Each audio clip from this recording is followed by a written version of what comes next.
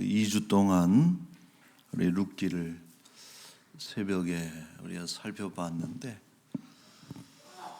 이제 오늘 한 번 더 좀 마무리하는 이제 시간을 가지려고 해요. 자, 룻기의 그 주요 등장 인물이 세 사람이죠. 룻이 있고 보아스가 있고 나오미가 있는데 이 룻기의 전반기를 이끌어간 것은 룻입니다. 그래서 아주 위대한 결단, 어머니의 백성, 어머니의 하나님을 내가 선택합니다 하는 이러한 그 결단으로 인해서 망했던 그 집안이 다시 재생하고 또 회복되는 그 실마리를 제공한 것이 룻의 결단이죠. 우리가 지난주에 살펴본 바가 있습니다. 룻기의 후반부는 보아스가 이끌어갑니다. 보아스는 엘리멜렉, 나오미의 기업을 무르겠다는 그런 결단을 하죠. 기업 무르기를 선택하는. 그래서 그 전반부의 룻의 결단과 쌍벽을 이루는 이런 모습입니다.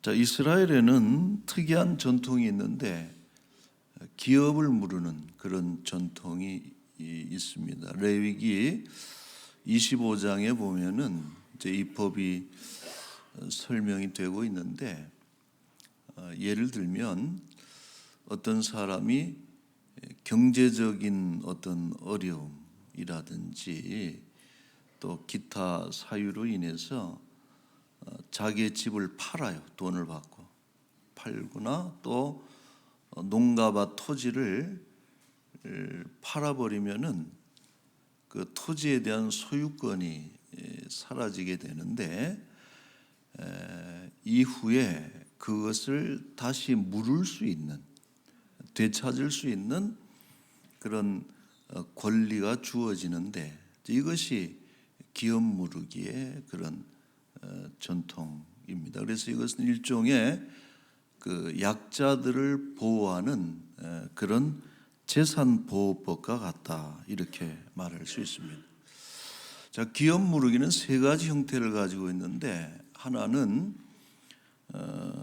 잃어버린 토지를 돈으로 사서 원주인에게 돌려주는 것이죠.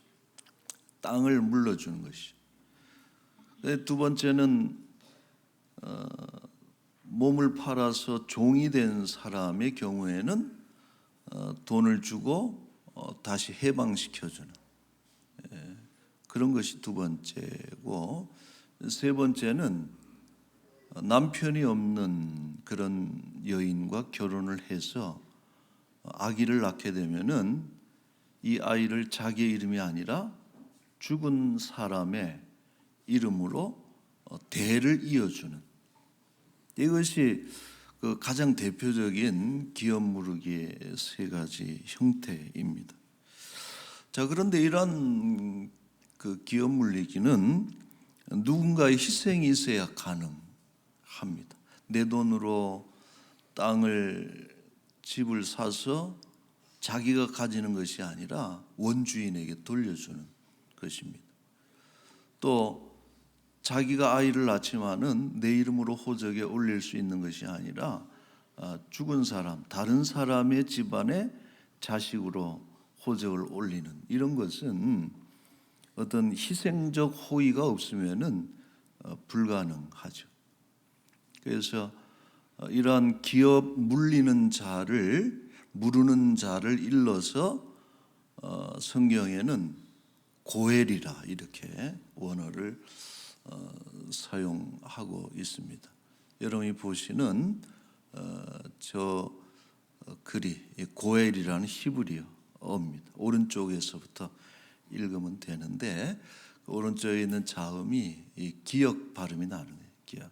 중간에 것은 안데 끝에 것이 이제 엘 발음, 리을 발음에 해당되는데, 그래서 그래서 모음과 섞여서 우리가 고엘이라 이렇게 부르고, 우리가 룻기에서 전반부에 헤세드라는 단어를 참 우리가 중요하게 받아들였듯이 이 고엘이란 단어도 매우 중요합니다. 그래서 이 정도는 또 기억해 두셔도 좋습니다. 자, 이 고엘은 후일 번역되기를, 원래 번역은 기업 무르기, 기업 무르는 자가 고엘인데 이것이 구속자로 번역이 돼요. 구속자, 구원자가 아니라 구속자로 이렇게 번역이 되는데, 우리가 이 흔히 알고 있는 구원이라는 단어하고 구속이라는 단어는 다른 그 미묘한 차이가 있는 다른 단어입니다. 그래서 두 가지를 좀 비교를 해보자면은, 구원은 위험에서 벗어난 그 상태, 물에 빠졌던 사람이 건짐을 받아서 구원받은 거죠. 불이 난 집에서 사람이 그 건짐을 받았어요. 빠져나와서 구원을 받은 것입니다. 그래서 이런 구원을 받은 상태, 건짐을 받은 상태를 구원이라, 영어는 salvation이다 이렇게 명사하고, 우리가 동사는 save라는 그런 동사를 쓰고 있습니다. 반면에 구속은 그 redemption이라는 그 영어를 쓰고 있는데, 여기서 중요한 것은 그냥 구해내는 것이 아니라 값을 내고 구해내다는 거예요. 그러니까 이것은 구원의 원리, 어떻게 구원이 이루어지느냐에 대한 그 원리를 말해주는 단어가 이 구속입니다. 자, 예를 들어서 왕이 명령을 내려요. 그 감옥에 지금 서울 구치소에 있는 김아무개를 풀어주시오. 우리 대통령이 사면령을 내리는 것처럼, 이것은 이제 구원이죠. 힘으로, 왕의 힘으로, 대통령의 힘으로 구해내는 것이 이 구원입니다. 그러나 구속은 힘으로 하는 게 아니에요. 힘으로 구하는 것이 아니라 값을 치르고 구해낼 때 그게 구속인데, 우리가 기독교의 구원의 교리가 너무나 이와 같다는 거예요. 그래서 고엘은 우리 기독교의 구원의 교리를 가장 잘 나타내는 그런 단어. 처음에는 상업적 용어로 시작을 한 거예요. 돈을 주고 땅을 산다든지 되찾는다든지, 혹은 돈을 주고 종을 사서 해방시킨다든지, 상업적인 용어인데 이것을 우리 기독교가 채용한 거예요. 채용을 해서 우리 구원의 교리에 사용을 하는 것이. 여러분, 죄로 인해서 사망의 저주 아래에 있는 우리 사람들을 하나님께서 명령만 하셔도 구할 수 있죠. 하나님의 권세,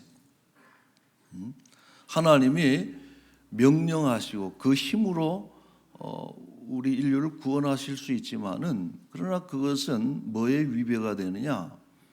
하나님의 공의에 위배가 된다. 하나님의 정의는 죄는 반드시 값을 치르게 하는 것이 하나님의 정의죠. 그래서 하나님이 그 힘을 가지고 누군가를 구해내셨어요. 그냥 값을 치르지 않고. 그러나 그것은 하나님의 공의를 어기는 것과 똑같죠. 그래서 하나님은 우리를 구원하시기 위해서 값을 치르십니다. 바로 예수 그리스도의 그 십자가의 보혈, 하나님의 그 목숨, 하나님의 희생이 죄값이 된 거예요. 우리의 모든 죄를 구원할 수 있는 값을 치르게 되는 것이고, 이제 그것이 구속이고 예수 그리스도의 대속의 원리라는 거예요. 여러분, 대자가 클 대자가 아니고 대신할 대자. 예수님이 우리를 대신해서 값을 치르심으로 우리를 구해내신, 그것이 이제 그리스도의 대속의 원리입니다. 자, 시편에 보면은 이런 내용이 있어요. 49편 6절에 보면은 자기의 재물을 의지하고 그 부유함을 자랑하는 자는 아무도 자기의 형제를 구원하지 못하며 그를 위한 속전을 하나님께 바치지도 못할 것은 그들의 생명을 속량하는 값이 너무나 엄청나서 영원히 마련하지 못할 것임이니라. 여러분, 우리가 죄를 지었는데 그 죄를 속량할 수 있는 그 값이라고 하는 것은 아무리 부유한 사람이라도 아무리 권력을 가진 자라도 사람으로서는 속전을 마련할 수 없는 것이, 그러니까 우리의 죄를 살 수 있는 그런 속전을 치를 수 있는 그런 대가를 치를 수 있는 사람은 아무도 없다라고 하는. 왜냐? 그 죄를 속량하는 값이 너무나 엄청. 그래서 인간의 부요함으로는 그것을 해결할 수가 없고 오직 하나님의 속전으로 가능하다 하는 그런 것이죠.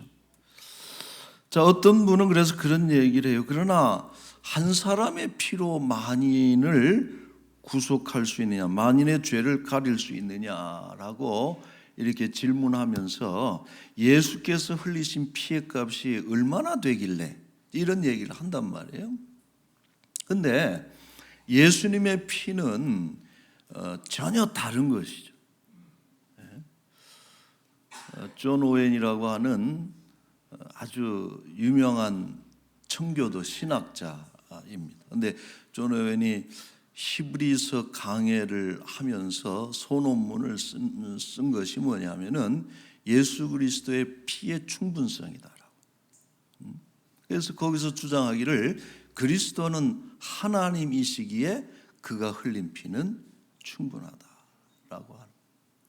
그러니까 우리는 인간의 피가 아무리 흘러도 우리의 죄를 속할 수는 없지만은 하나님께서 흘리신 그 피는 신성하기 때문에 인류의 모든 죄를 덮어버리기에 충분하다라고 하는. 그리스도의 피의 충분성이다 하는 이론을 펴고 있습니다.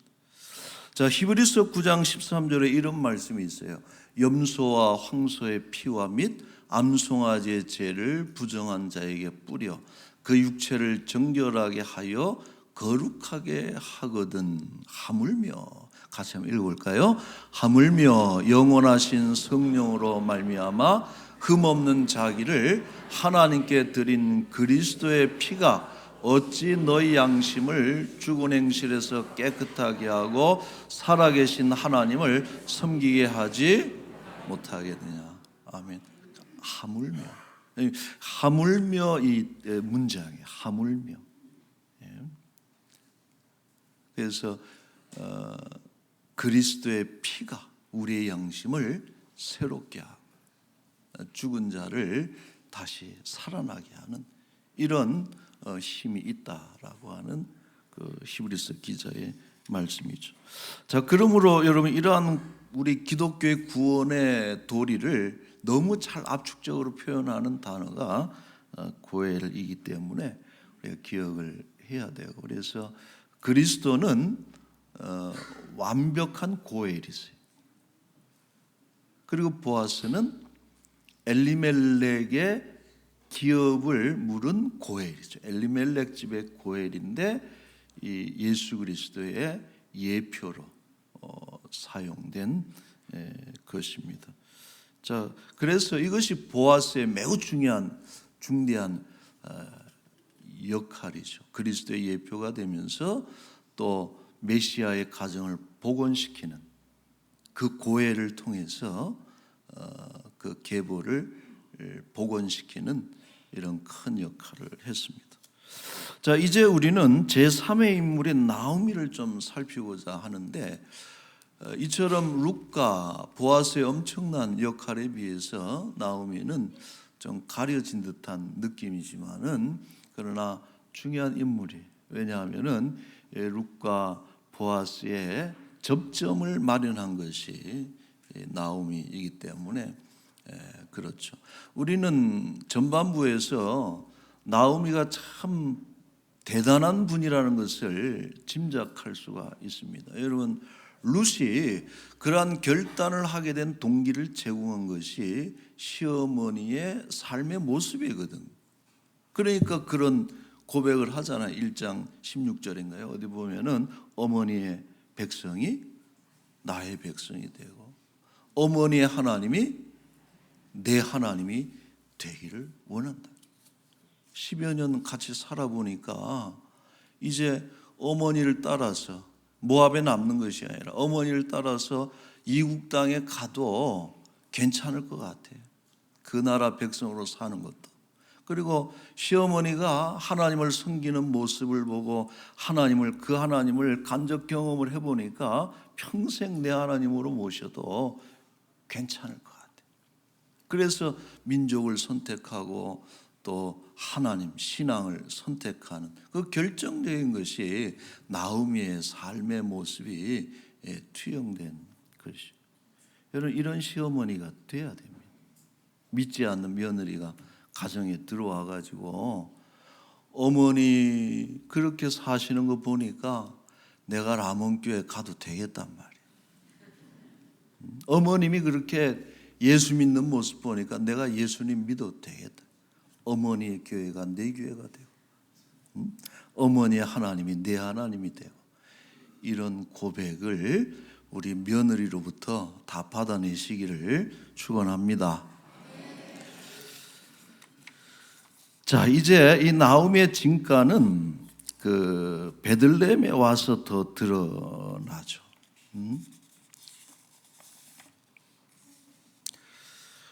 이 룻과 보아스의 만남이 이루어지죠. 보리밭에서.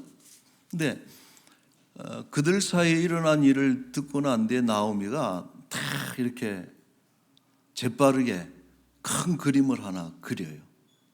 뭐냐 하면은 이것으로 우리 시댁의 기업 무르기를 하자 라고 하는 그런 그림을 그리죠. 그것도 사실은 대단한 발상입니다. 룻과 보아스의 만남을 통해서 저 보아스를 통해서 우리의 기업을 물을 수 있겠구나 하는 이런 판단을 하고 계획을 세우고, 두 번째로 이 룻을 밤에 몰래 보아스에게로 들여보내자. 그래서 그 밤에 두 사람이 만나서 대화를 하는데 룻이 청혼을 한단 말이에요. 거기서 참 이상한 장면이죠. 밤에 시커먼데 얼굴도 서로 보지 못하는 그런 상황에서 이불 밑에 있다가 얼굴을 쑥 내밀고서 청혼을 하는데 3장 9절에 보면 이런 얘기를 해요. 당신의 옷자락을 펴서 당신의 여종을 덮으소서. 당신은 기업을 물을 자입니다. 여러분, 이 당신의 옷자락은 날개와 똑같다 그랬죠. 그 원어의 뜻이. 그러니까 옷자락이나 날개나 똑같은 원어의 해석입니다. 그래서 이 룻의 청혼은 뭘 말해주고 있는 거 아니? 당신이 하나님의 날개가 돼서 내 인생을 덮어주십시오. 당신은 나의 고엘입니다. 여러분, 얼마나 멋있는 청혼이에요. 아직 시집가지 못한 분들이 있으면은 꼭 이걸 외워가지고 당신의 날개로 나를 덮어주세요. 당신은 나의 구원자입니다 하면은 어느 남자가 거절할 수가 있겠습니까? 자, 그래서 어찌 보면은 정말 막장 드라마, 아주 천박한 막장 드라마. 사별한 여인이 남의 남자 밑에 들어와 가지고 발 밑에서 얼마나 여러분 이게 그런 이상한 드라마가 될 뻔한 것을 이 룻이 이런 고백을 통해서 사랑의 노래 또 믿음의 노래로 바꾸어 놓은 아주 그런 훌륭한 청혼이 된 것이죠. 자, 보아스는 흔쾌히 룻의 청혼을 받아들입니다. 그리고서 내가 당신의 고엘이 되겠다라고 답을 주는데, 그러나 난관이 있었으니 뭐냐? 이 기업을 무르는 일에 순서가 있다는 거예요. 그 권리가. 그래서 유대인들의 법에는 가장 가까운 형제부터, 형제가 안 되면 삼촌, 사촌, 오촌 이런 식으로 해서 가장 가까운 친척이 이 기업을 물을 수 있는데, 보아스가 두 번째고 그보다 앞선 고엘이 한 명 있었다라고 하는 것이. 그래서 이 보아스는 룻을 보내면서 우리가 이 문제를 먼저 해결하자 하고서 그 첫 번째 고엘이 양보를 해야 순서가 보아스에게로 돌아오는 것이. 자, 그래서 이런 얘기를 룻이 이제 돌아가서 또 나오미에게 다 이렇게 한 거예요. 근데 그 얘기를 들으면서 나오미가 하신 말씀이 뭐냐? 오늘 본문이라는 거예요. 18절에 이런 얘기를 합니다. 이에 시어머니가 이르되, 한번 읽어볼까요? 내 딸아, 이 사건이 어떻게 될지 알기까지 앉아 있으라. 그 사람이 오늘 이 일을 성취하기 전에는 쉬지 아니하리라 하니라. 아멘. 자, 이 나오미는 이제는 기업을 무르는 일이 자신들의 손을 떠났음을 알게 된 거예요. 아, 이거는 이제 우리가 할 건 다 했다. 앉아 있자, 앉아 있으라. 이 얘기는 기다리자라고 하는 거예요. 이제 우리가 할 일은 다 했으니 여호와께서 이 일을 어떻게 이루어 가실지 우리는 기다려 보자 하는 얘기를 한 것이고, 또 하나 중요한 표현을 해요. 나오미는 이 일이 잘 될 것이라는 확신이 있어서, 왜 그런가 하니 후반부에 보면 그 사람이 즉 보아스가 오늘 이 일을 성취하기 전에는 쉬지 아니할 것이다 하는 것을 이 나오미가 믿었기 때문에. 여러분, 보아스는 유력자죠. 베들레헴의 아주 강력한 지주고 유력자이기 때문에 그가 이 일이 되어지기까지 쉬지 않을 것이기 때문에 이 일은 반드시 이루어진다라고 하는 그런 믿음, 확신을 나오미가 가진, 이제 그런 그 표현이 18절입니다. 자, 우리는 여러분이 나오미의 말 속에서 그리고 보아스의 모습에서 하나님의 그림자를 발견하게 된다는 것이 똑같이 투영이 되는 거예요. 보아스가 그러하듯이 하나님도 어떤 분이시냐? 우리의 구원을 이루시기까지 쉬지 않는 분이 하나님이시다라고. 여러분, 우리가 이 믿음 가집시다. 하나님은 쉬지 않는 분이에요. 지금도 쉬지 않고 우리를 위해서 부지런히 움직이시고 일하시고 그 일을 성취하시는 분이 하나님이신 줄로 믿습니다. 제가 그런 생각을 해봤어요. 야, 하나님은 쉬지 않는 분이다라고 하는 이 믿음이 참 중요하다. 왜냐하면 하나님이 쉬면은 어떻게 될까 말이에요. 그런 생각을 해봤어요. 그럼 하나님이 쉬면 어떻게 될까?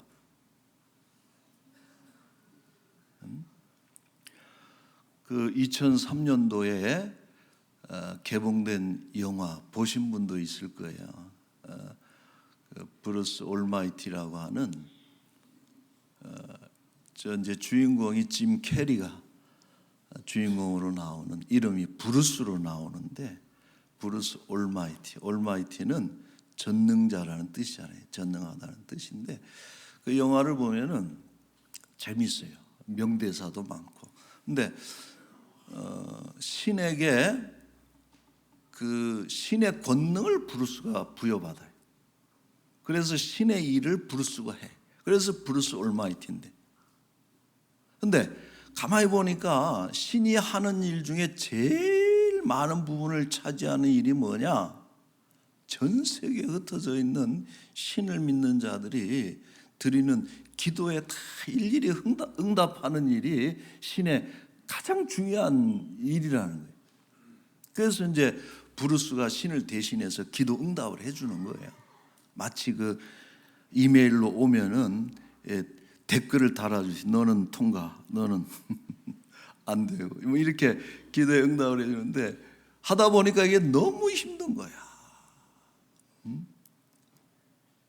그래서 이제 차츰차츰 미루어지고, 여러분 저 그림 밑에 보면은 그 영화의 한 장면에 나오는 글인데, 그게 뭐냐면은 You've got 하고서 당신은 152만 7,503개의 읽지 않은 기도의 메시지가 있습니다.